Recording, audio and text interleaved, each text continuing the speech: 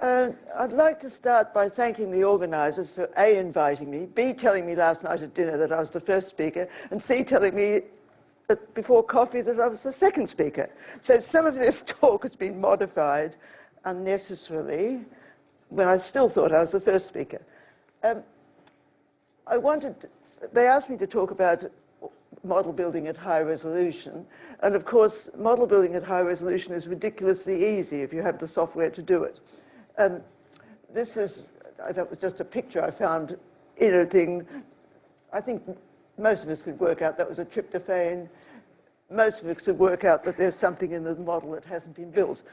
Let me go to the next slide. When I still thought I was talking first, I threw in a couple of very old slides from something I'd prepared when working for Dorothy Hodgkin, because it's a nice example of how X-ray diffraction gives you lots of diffraction data. You can get some approximation to the phases by using a very small fragment of that molecule. But then the top picture is a picture of penicillin, where the big argument was whether there was a four-membered beta-lactam ring or whether it was a five-membered open thing.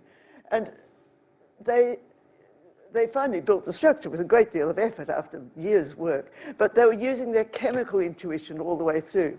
I don't know if you can see there's a six-membered ring at the bottom. They knew there had to be a six-membered ring. They fitted that, they improved their phases, and then they fought their way through.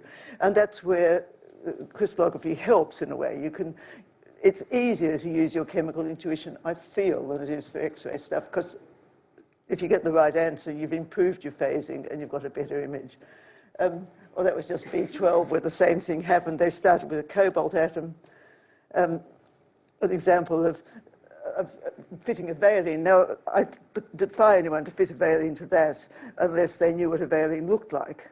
But because the sequence we could track the sequence, you could fit two conformations of the valine into what was essentially a blob.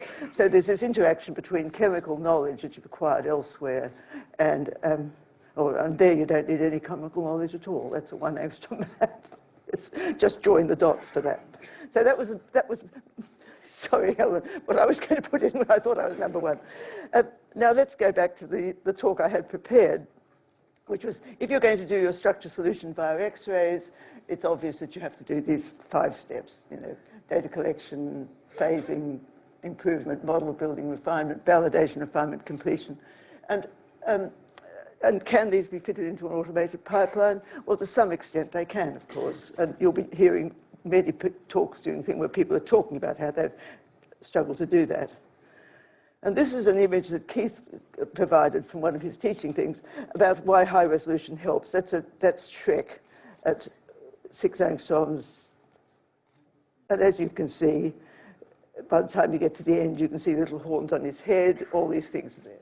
So high resolution makes life much simpler for model building and almost trivial. And this is, again, another slide from Keith, which he used in teaching. That's lysozyme at 1 angstrom, so easy. Join the dots stuff. I'm sorry, this is a boring resume of what you have to do, but if you're going to do experimental phasing, we need at least two measurements, which are going to differ by some known thing, like an anomalous data set where you know where the anomalous scatters are and so on. So you need that. But the thing to remember if you're trying to model build from experimental phasing, you only get a phase for reflections where that substructure scatters. All those reflections where the substructure made very small or zero contribution, you have no phasing information effectively at all. If you're doing it from molecular placement, it used to be accepted many years ago that you need partial models with an RMSD of less than 2 angstroms, and I fear it's often still true. Isabel has shown if you've got good models like a helix and good data, you can get away with very much less completeness.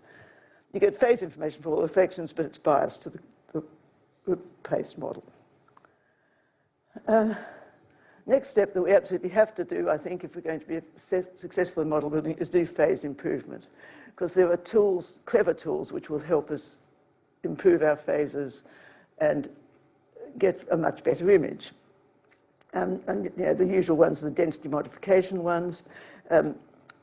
Paperup I'm just talking CCP4 tools at the moment because there are others as well, of course. There's Paperup, which looks at density modification plus other, but solvent flattening plus other clever tricks. Xray, which I think somebody's going to talk about anyway, but it tries to do a very much more careful density modification. And Acorn, which is something developed with Michael Wolfson. And I should, perhaps not many people in the audience will know, but Michael just died just before Christmas. So it's nice to acknowledge his contribution, which is still very useful, although it's, I'm afraid it's written in Fortran.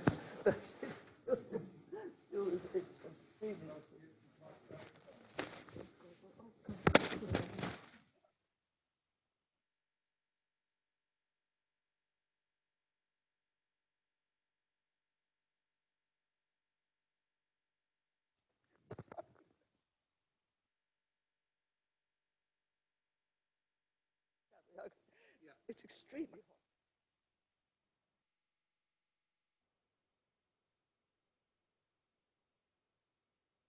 Try that. Yeah. And of course, the best way of doing phase improvement is refinement. You know, as we all know, if you take a bad model and refine it, you can, the bad bits, especially at high resolution, the bad bits of the B values disappear up the roof, the good bits get enhanced and move closer to the correct place, and there's lots of tools for doing that refinement, and that's an excellent phase improvement method. I just found this, I think this is yours, Kevin, isn't it? A picture of what happens when you do an experimental phase map, and if you get the right hand, the density modification gives you a really beautiful structure. On the wrong hand, it looks awful. And this was a, I got a bit of advice from Randy. I was trying to show you the difference between a density modified map and the original experimental phasing. The red blobs are the experimental phasing. You can see how incomplete and sort of blobby it is, even at high resolution. But after the phaser EP density modification, which includes assigning phases on the basis of the actual contribution of the anomalous scatterers, I believe, if I've got it right. It was a really beautiful map, and we didn't really need anything else. So that's an important tool before we start any automated model building. Oh, another example of using Acorn, and as you can see, any fool could interpret that map, I think. And even the automated pipelines manage very well indeed. The Acorn map is the blue one. And I'm rather hammering this point, but it is really worth considering before you start automated building. This is this example of that I took for the molecular placement. If you look at the original phase error, it's almost 80 degrees. As you apply different techniques, like the initial refinement, it drops a little, not much. The next step, I think, was Paperup, it drops again. The green one is the jelly body refinement, which is part of the RefMac thing, which involves a lot of cycles, but did, again, make a significant improvement. But we're still down to a 60-degree phase error. But then when I tried Acorn, which is a density modification procedure, which is independent of model building, it just simply says that in a good map, if you've got a well-phased map, positive density probably is going to mean a model, where the model should be. The phased error dropped to 35, I think, over the whole range. Yeah. So that was, but of course that's high resolution tools. Now at last, sort of something about model building. I haven't mentioned any of the Phoenix model building tools, but there's tried and tested tools, and they all exploit the same things I said in the beginning. People have done statistical analyses to work out which features of proteins or of DNA are reproducible. You know, we knew for many years back about peptide bonds, Ramachandran plots, alpha helical folding, and so on. So that statistical analysis, which is describe features of different protein models, is built into all the pipelines. And the thing that's making partly the pipelines stronger, of course, is every structure that's deposited, especially every accurate structure that's deposited, gives, reinforces the bioinformatics analysis that we can perform. And I mean, more probity is now used widely, and that was something built on the fact as the database in the PGB gets better, our information gets better too. But many years ago, I remember Herard saying, when you see an outlier in your building, it's either wrong, 90% of the time, or it's interesting. So you don't want to be too good at getting rid of all the outliers. Some of those outliers really are telling you the biological information that we're trying to acquire. And one of the problems with automated building, of course, is it's based on the statistics of probability, and it sometimes is not very good at recognizing the interesting outliers. This is for Kevin, but I nicked it from one of your presentations. Buccaneer has this idea, it's superimposed C alphas and then builds a density that you expect for the 5-atom peptide unit and searches for that density in the map. It's very successful usually, but it can make mistakes, as we know. I'm sorry, this is a terrible thing just taken from the ARP-WARP paper. ARP-WARP, which is another tool, draws a density boundary, scatters atoms across that volume, which is meant to represent the molecule, refines them in an unrestrained way, and thus improves the phases it hopes, and then tries to join the dots to make, again, to build sensible peptides, side chains, and so on. So the thing, I don't know, I'm probably talking too fast. The thing that I really want to press for the pipelines is that they all really need to include validation, because it's validation that helps you break away from the errors that have been built into the models. And to come back, I know Paul Bond, who's here, is going to talk about incorporating this into a Buccaneer refinement pipeline. But we've got good validation tools, and it's sensible to use them, not just at the end when you think you've finished, but all the way through to improve your, model building is iterative.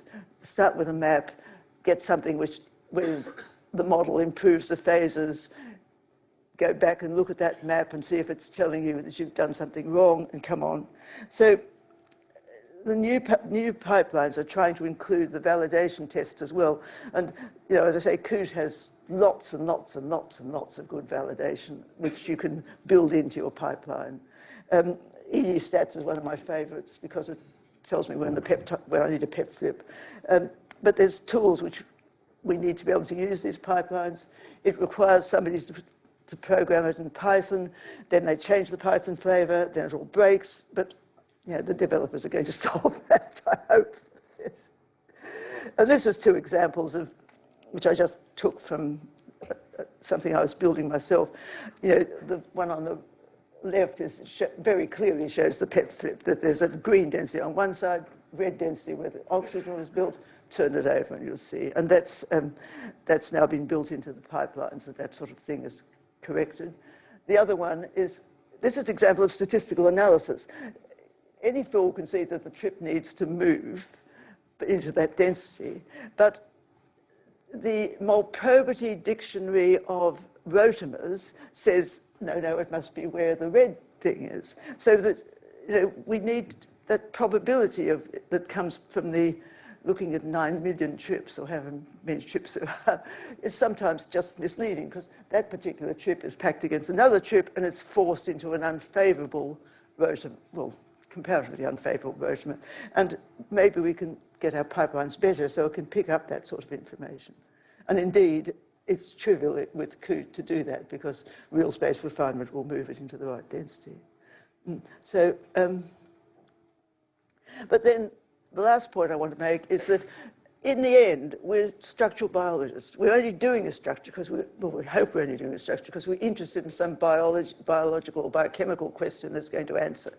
And no amount of automated pipelines is really going to do that final checking of whether you've got something that's exciting or not. So you really need, at the end, I'm afraid, to grit your teeth and do the part that I truly love, which is looking at the maps. and saying that this is interesting, this is probably just wrong, so on. And this is an example taken from you, John, I think, of a Manos, which was, when you built it and you came back to the final map, was in 2 conformations, and there were, you can't expect automation to do that for you. You've got to worry about the things yourself. This is all going to be covered much later. There's Crank 2, which we use. There's the Buccaneer auto build. There's CCP4 build, and so on and so on. There's people who are working hard to develop automated model building programs. Because I'm a Luddite and old, I think there are some disadvantages, and that's what makes it, the more automated it is, the less reporting you get of what's happened, the harder it is to get user feedback. And people know sometimes that there's something wrong, but how you tabulate where it's, how you can pinpoint what the problems are and feed it back is sometimes complicated. And again, because I'm a terrible Luddite, one of the great things about CCP4 has been this interaction between the users and the developers. The people that users have shouted at the developers, and sometimes the developers have changed their tools to do it.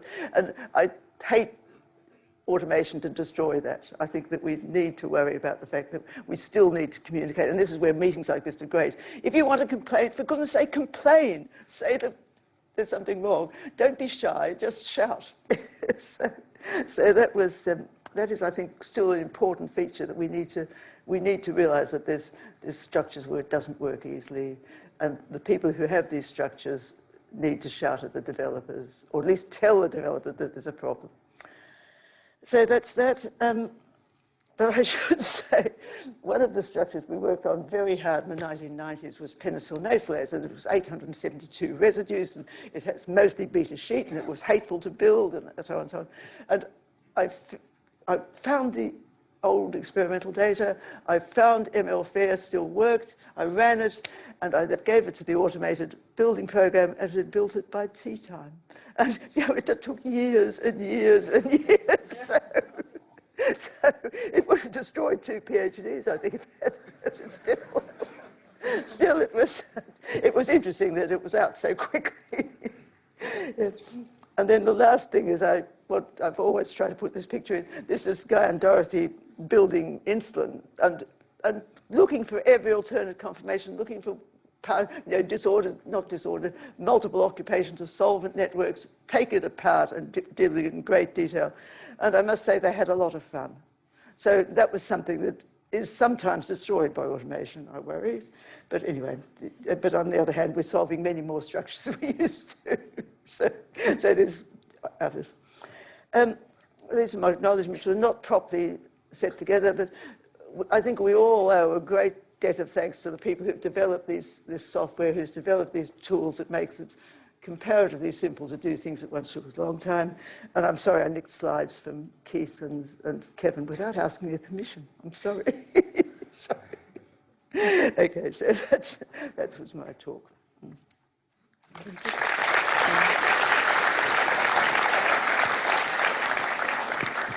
Okay, well, the speakers have made my job really easy as chair. I didn't have to intervene at all. They're both well in time. There's lots of time for questions for Eleanor as well now.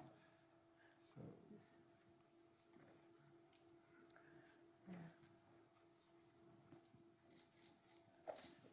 That's a question. So, Paul, thank you, Paul. Yes.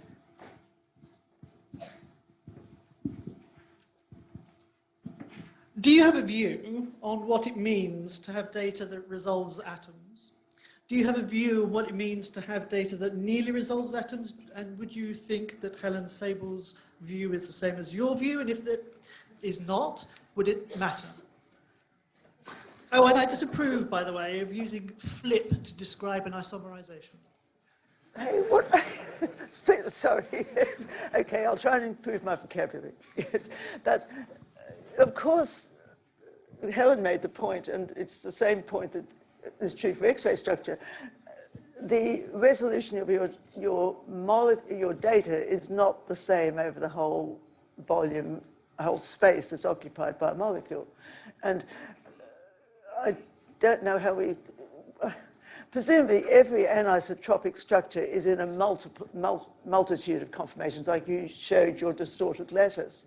And we, by integrating only at the diffraction spots, we throw that information away. And I don't know what, I think cleverer people in the future will be able to extract it back, and will be better at modeling alternate conformations and recognizing that our crystal data is an average of a whole set of conformations. Is that answering what you're asking me? Thank you. Thank you. Yes. But, and I guess that's one of the exciting things about XFEL, isn't it? We're going to have a stream of crystals which will each provide some data. Yeah.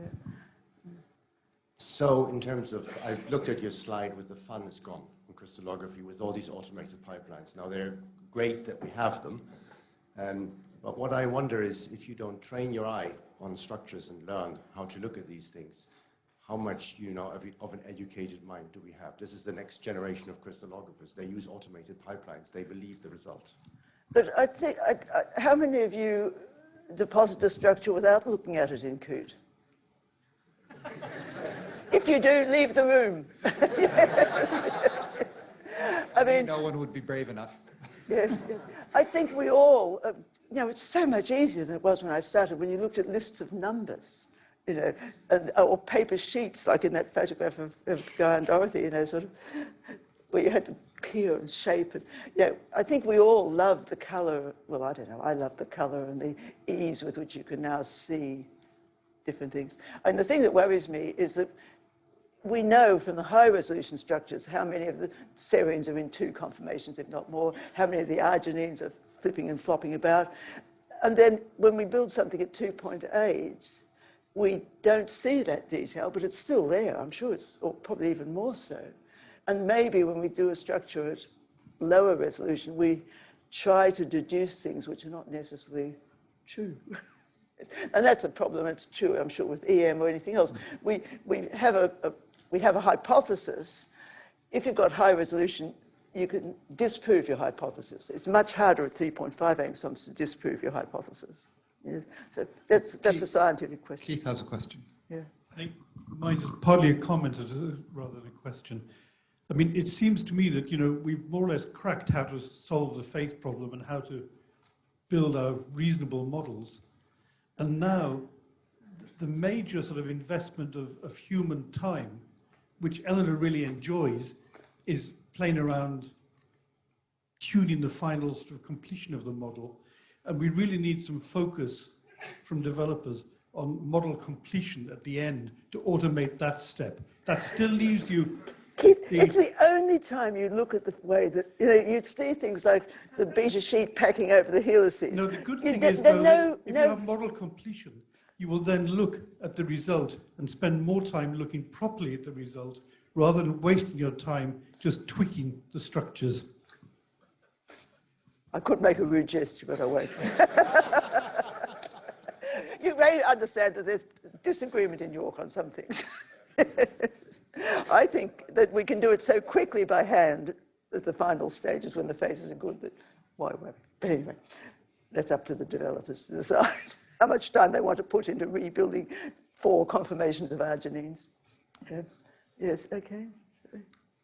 Okay, I think if there's no more questions, then we should thank the 2 introductory speakers again.